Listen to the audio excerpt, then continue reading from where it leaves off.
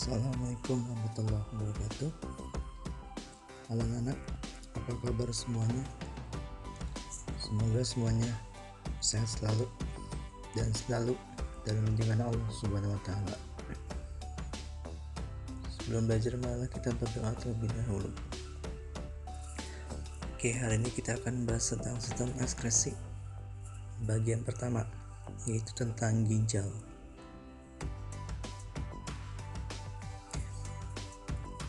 Oke, sebelumnya, pernahkah Ananda olahraga, misalnya olahraga berlari? Apa yang terjadi pada tubuh Ananda setelah berlari? Pasti kalau kita selesai berolahraga, dari tubuh kita pasti akan mengeluarkan keringat, ya. Keringat itu adalah contoh dari proses ekskresi, ya, yaitu proses pengeluaran zat sisa metabolisme yang tidak diperlukan lagi oleh tubuh, yang zatnya beracun, makanya wajib dikeluarkan oleh tubuh, seperti keringat, urin, karbon dioksida, ya, dan juga empedu dan juga urea. Itu zat-zat yang diekskresikan dari tubuh kita.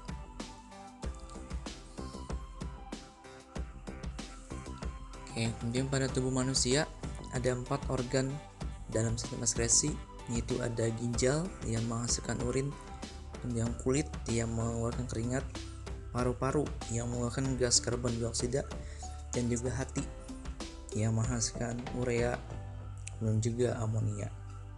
Oke, itu 4 organ ekskresi pada manusia, jadi ada ginjal, kulit, paru-paru, dan hati. Ya, ini kita bahas tentang ginjal, ya.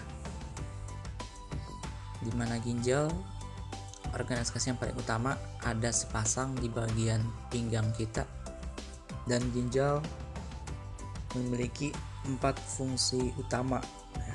Yang pertama, dia berperan menyaring darah dari semua kotoran-kotorannya, kemudian membentuk urin, kemudian yang ketiga mengatur kadar air tubuh supaya tetap seimbang, dan juga membuang zat-zat beracun, misalnya seperti urea, amonia, termasuk sisa obat-obatan, itu dibuang oleh ginjal melalui urin.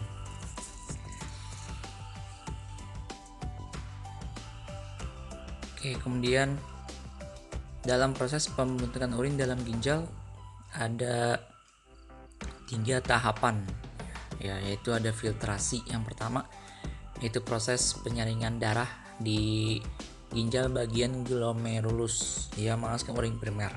Ya, di sini darah disaring dari zat-zat yang beracun, kemudian menghasilkan urin primer yang masih mengandung zat-zat yang masih berguna, ya, seperti glukosa, asam amino, kemudian juga air. Nah, makanya masuk ke proses yang kedua dalam pembentukan urin, yaitu proses reabsorpsi, yaitu di mana urin primer mengalami penyiapan kembali zat-zat yang masih diperlukan oleh tubuh seperti air, glukosa, dan juga asam amino yang berlangsung di bagian tubulus contatus proximal, dan hasilnya berupa urin sekunder yang sudah tidak mengandung glukosa dan juga asam amino. Dan yang ketiga tahap dalam pembentukan urin, yaitu proses augmentasi, ya, di mana proses augmentasi berlangsung di bagian tubulus contatus distal, yaitu proses penambahan zat yang tidak diperlukan tubuh seperti urea, amonia, dan juga ion natrium dan juga ion kalium. Dan dari proses ini dihasilkan urin sesungguhnya atau urin sejati. Nah, kemudian nanti urin sesungguhnya dari ginjal akan disalurkan oleh saluran ureter. Ya, di saluran urin setelah selesai dibentuk di ginjal akan keluar meninggalkan ginjal masuk ke saluran ureter. Dari ureter akan disalurkan ke kantong kemih untuk simpan sementara, kemudian akan dikeluarkan keluar tubuh melalui saluran ureter. Ya, itu